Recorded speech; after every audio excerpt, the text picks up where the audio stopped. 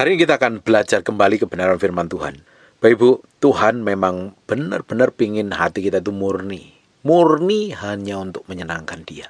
Murni hanya untuk melayani Dia.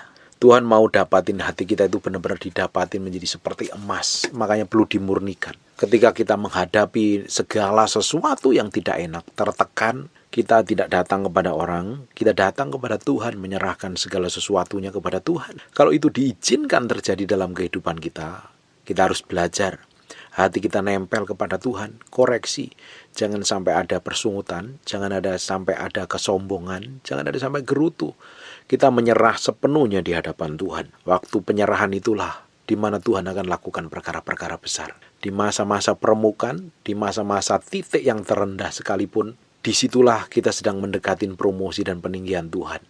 Kadang memang harus diizinkan itu terjadi, supaya hati kita nggak tinggi hati, nggak sombong, hati kita terpautnya kepada Tuhan. Karena kita tahu segala sesuatu yang kita kerjakan, yang kita lakukan hanya untuk Tuhan. Dari Tuhan, untuk kemuliaan namanya. Bukan untuk diri kita sendiri. Kita tidak berhak sama sekali mengambil kemuliaan untuk diri kita sendiri. Kita membanggakan, lihat segala sesuatu yang aku kerjakan sudah berhasil. Itu karena aku. Lihat aku sekarang diberkati. Itu karena usahaku. Tuhan nggak mau seperti itu. Tuhan mau kita ketika diberkati tetap menjadi orang yang rendah hati. Kita menjadi orang yang benar-benar nempel kepada Tuhan. Supaya hati kita nempel kepada Tuhan dan bisa dipercayakan hal yang lebih besar lagi. Diizinkan kadang sesuatu yang tidak enak. Diizinkan lewat lembah kekelaman. Kadang lewat padang gurun. Kita sedang dibawa ke dalam medan perperangan. Dipersiapkan untuk sesuatu yang lebih besar. Kita akan melihat apa yang dilakukan Daud ini adalah sesuatu yang dahsyat dan luar biasa. Buka di 1 Samuel pasal yang ke-30 mulai ayat yang pertama. Ketika Daud serta orang-orangnya sampai ke Ziklag, pada hari ketiga orang Amalek telah menyerbu tanah Negeb di Ziklag. Ziklag telah dikalahkan oleh mereka dan dibakar habis. Perempuan dan semua orang yang ada di sana, tua dan muda, telah ditawan mereka dengan tidak membunuh seorang pun. Mereka menggiring sekaliannya kemudian meneruskan perjalanannya. Ketika Daud dan orang-orang yang sampai ke kota itu, tampaklah kota itu terbakar habis. Dan istri mereka serta anak mereka yang laki-laki dan perempuan telah ditawan. Perhatikan baik-baik, lalu menangislah Daud. Dan rakyat bersama-sama dengan nyaring sampai enggak kuat lagi menangis. Karena diizinkan hal yang enggak enak banget tuh terjadi dalam kehidupan kita. Untungnya mereka dijarah enggak dibunuh. Hanya kotanya dibakar, ditawan mereka. Setelah dia mengalami peperangan dan mengalami kemenangan, dia melihat pulang, anak-anaknya dijarah, orang-orang yang dikasihinya dijarah. Jarahannya juga diambil. Dia nangis hancur hati, jerit sama Tuhan. Merasa benar-benar sampai nangisnya itu sampai nyaring karena nggak kuat lagi. Udah nggak ada pengharapan lagi. Kemana nih anak-anak? Kemana nih istriku?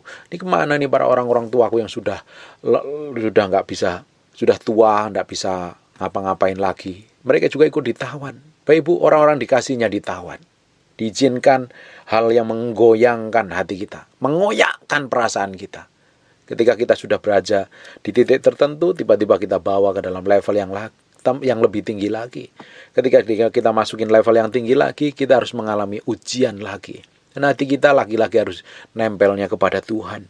Nempelnya harus benar-benar kepada Tuhan. Ketika kita dideremukkan begitu rupa dan reaksi hati kita benar di hadapan Tuhan, kita sebenarnya sudah mendekatin peninggian, mendekatin promosi. Mereka nangis sampai nggak kuat lagi. Ayat yang kelima, juga kedua istri Daud ditawan, yakni Ahinoam perempuan Yisrael dan Abigail bekas istri Nabal, orang Karmel itu. Dan Daud sangat terjepit karena rakyat mengatakan tidak melempari dia dengan batu. Ketika Daud juga pedih, orang-orang di sekitarnya tidak mendukung, malah ingin melemparin batu. Lebih hancur lagi. Seluruh rakyat itu telah pedih hati, masing-masing karena anak laki-laki dan perempuan. Tapi Daud menguatkan kepercayaannya kepada Tuhan. Daud adalah orang yang berbeda. Yang lain nangis sedih karena anak laki-laki dan anak perempuannya, istrinya ditawan semuanya. Seakan-akan kalau mengalami seperti itu tidak ada pengharapan. Nggak ada pengharapan sama sekali. Bapak Ibu bayangin, ketika kita berada di titik yang sulit, titik yang pedih, titik yang menyakitkan, rasanya kita memang sudah nggak ada pengharapan lagi. Rasanya tidak enak. Tapi disitulah kita belajar bergantung sepenuhnya kepada Tuhan. Kita mau buktikan bahwa Tuhan yang kita sembah, Tuhan yang kita layani itu menyertain kita, mengurapin kita. memberkatin kita, memproteksi, mempromosi, dan meninggikan kita dengan caranya yang ajaib. Ketika kita pada titik terendah, kita mesti belajar. Sikap hati kita harus benar di hadapan Tuhan. Diizinkan hal yang tidak enak itu terjadi, supaya Dia itu memurnikan hati kita, dan hati kita didapatin menyenangkan hatinya, memuliakan namanya. Malah orang-orang di sekitarnya selama ini mendukung, biasanya malah nggak mendukung. Orang yang biasanya menguatkan, malah nggak peduli, bahkan dia mau melemparin batu. Berapa banyak dari kita, orang-orang di sekitar kita, ketika kita ini terjepit, susah, mengalami masa buruk, mengalami masalah yang nggak enak, kita ditinggalkan orang-orang di sekitar kita. Kita rasa sendiri, kita rasanya merana. Pada waktu seperti itu adalah momen terbaik untuk kita datang kepada Tuhan, mencari Tuhan. Kita kuatkan kepercayaan kita kepada Tuhan. Kita buktikan Allah yang kita sembah, Allah yang kita layani adalah Allah yang menyertai, Allah yang mengurapi, Allah yang memproteksi, Allah yang melindungi, Allah yang bikin breakthrough dan terobosan dalam kehidupan kita. Saya percaya ada hal yang sedang diizinkan Tuhan untuk membuat kita kuat dan kokoh ketika dipromosi, sedang dipersiapkan dalam diri kita. Tuhan mau ambil segala sesuatu yang tidak benar dalam diri kita. Tuhan mau ambil sepenuhnya hati kita menjadi miliknya. Kita mau menyerahkan hidup kita sepenuhnya untuk menyenangkan dan melayani Dia. Ayat yang ke-7, lalu Daud memberi perintah kepada Imam Abiatar bin Ahimelek, bawa efod itu kepadaku. Maka Abiatar membawa efod itu kepada Daud. Kemudian bertanyalah Daud kepada Tuhan. Katanya, haruskah aku mengejar gerombolan itu? Akan dapatkah mereka kususul? Perhatikan baik-baik. Ketika kita terdesak, kita terjepit, yang pertama kali kita lakukan adalah menyerahkan sepenuhnya ke dalam hadirat Tuhan. Kita beresin hati kita.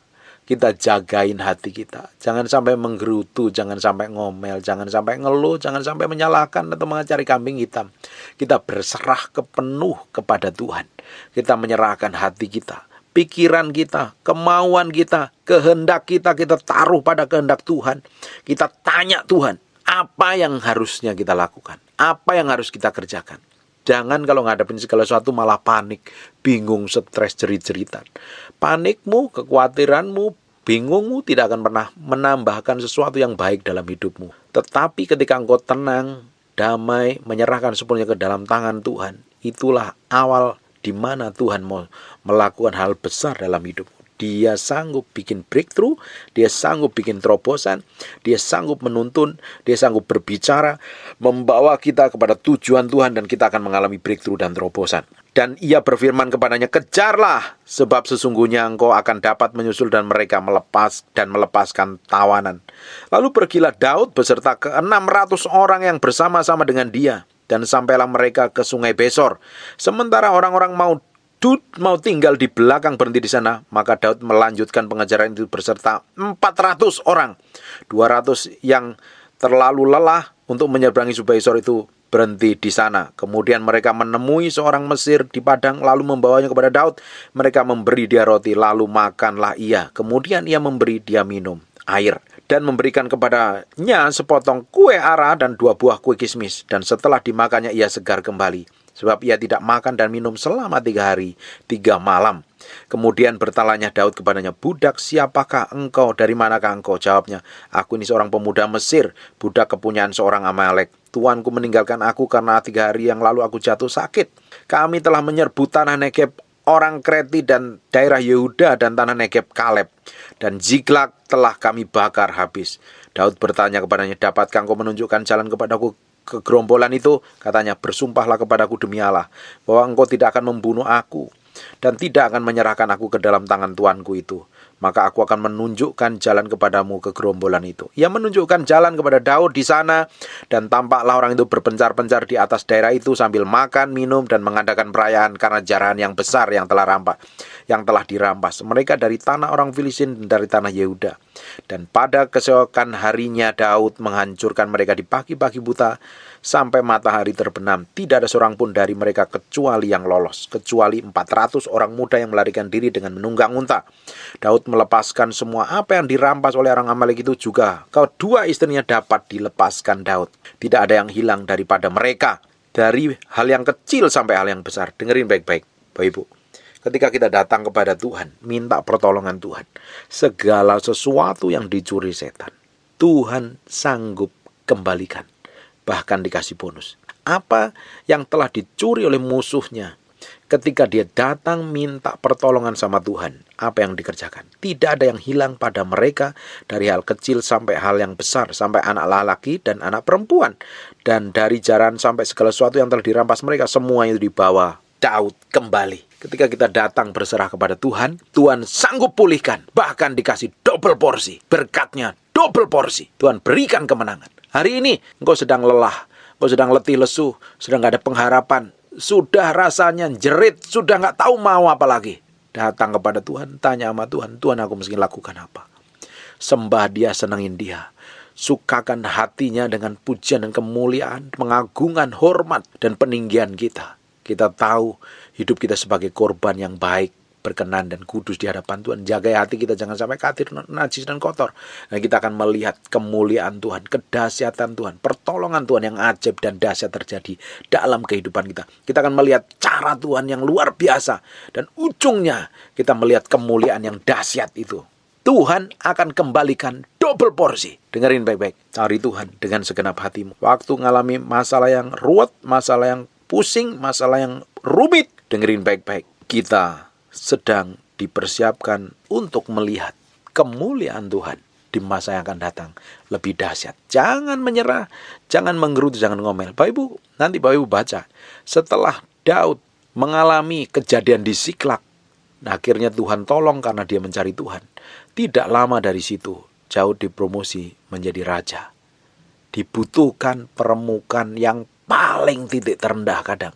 Sampai nangis, jerit, gak tahu meski tahu ngapain lagi. Udah gak ada pengharapan seakan-akan. Tapi ketika kita hidup di dalam Tuhan, Tuhan sanggup cukupin. Tuhan sanggup proteksi, Tuhan sanggup pelindungi, Tuhan sanggup kembalikan berkatmu yang sudah dicuri setan. Double porsi. Saya percaya Tuhan kita adalah Tuhan yang dahsyat. Cukup datang kepada Tuhan. Tuhan, aku menyerahkan semua persoalanku, semua masalah. Pimpin aku untuk melakukan yang terbaik. Pimpin aku untuk ajarin aku untuk menyenangkan hatimu mulai hari ini. Aku berikan hatiku, hidupku sepenuhnya untukmu. Ajarin setiap langkahku untuk menyenangkan hatimu. Dibutuhkan penyerahan penuh dalam diri kita kepada Tuhan. Dan Tuhan sendiri akan buat terobosan. Dan Tuhan sendiri akan bikin breakthrough. Tuhan sendiri akan promosi dan tinggikan kita. Kita akan melihat kedahsyatan Tuhan. Kita akan melihat kemuliaan Tuhan dinyatakan dalam kehidupan kita. Dengan caranya yang ajaib. Dengan kedahsyatannya. Dengan hal yang luar biasa. Nama Tuhan akan dimuliakan melalui kehidupan kita. Nikmatin prosesmu, nikmatin masalahmu. Kalau kau nikmatin bersama Tuhan, kau tetap bahagia. Dan Tuhan berikan damai sejahtera. Jalan terus sama Tuhan. Jangan pakai kekuatanmu sendiri untuk menyelesaikan. Memang ketika kita ngadapin masalah, pertama kali panik. Tapi ketika kita menyerah sama Tuhan, tiba-tiba ada damai sejahtera, ada sukacita, ada hal yang besar terjadi dalam hidup. Nama Tuhan ditinggikan, nama Tuhan dimuliakan. Hal yang ajaib dan luar biasa yang Tuhan sediakan dalam kehidupan kita. Amin. Dan saya berdoa Bapak Ibu akan mengalami breakthrough dan terobosan. Apa saja yang Bapak Ibu kerjakan akan diberkati Tuhan dengan caranya yang ajaib dan luar biasa. Nama Tuhan disebut atasmu. Tuhan akan ditinggikan atas hidupmu. Engkau akan melakukan perkara-perkara besar karena kemuliaan namanya dan kedahsyatannya melebihi apapun di muka bumi ini. Amin. Datang kepada Tuhan, nyerah sama Tuhan, minta pertolongan Tuhan. Kita buktikan sama-sama Allah yang kita layani, Allah yang kita sembah nih, menuntun kita mengalami kemenangan, membimbing kita mengalami breakthrough dan terobosan. Hati kita nempel kepada Tuhan, hidup kita serahkan kepada Tuhan. Tuhan sendiri akan bekerja. Tuhan sendiri akan lakukan terobosan dengan caranya yang ajaib dan luar biasa. Dan nama Tuhan akan dipermuliakan. Nama Tuhan akan ditinggikan melalui hidup kita, anak cucu kita, pekerjaan kita. Nama Tuhan ditinggikan. Amin. Udah gak usah stres, gak usah panik, gak usah bingung. Berserah, diam dalam kaki Tuhan. Engkau sekarang ngadami masalah apa? Panik, stres, bingung, diam. Kalau itu diizinkan Tuhan, engkau sedang mendekatin promosi dan peninggian Tuhan. Tuhan itu adalah Allah yang baik. Dia akan membawa kita dalam promosi, dalam peninggian terus. Tuhan akan membawa kita naik dan tidak akan pernah turun. Tapi melalui proses harus kita lalui permukaan. Sikap hati kita benar, sikap hidup kita benar, kelakuan dan karakter kita benar. Kita akan melihat kemuliaan Tuhan. Dan nama Tuhan akan ditinggikan. Perlu penyerahan. Memang harus diizinkan itu terjadi. Supaya kita nggak sombong. Supaya kita nggak ngawur. Supaya kita nggak berantakan hidup kita. Tetap jadi orang yang rendah hati dan bergaul. karib dengan Tuhan, bergaul karib dengan Roh Kudus. Kita sama-sama akan melihat kemuliaan Tuhan yang ajaib menyertai hidup kita mulai hari ini sampai selama-lamanya, dan nama Tuhan dipermuliakan melalui kehidupan kita. Amin. God bless you.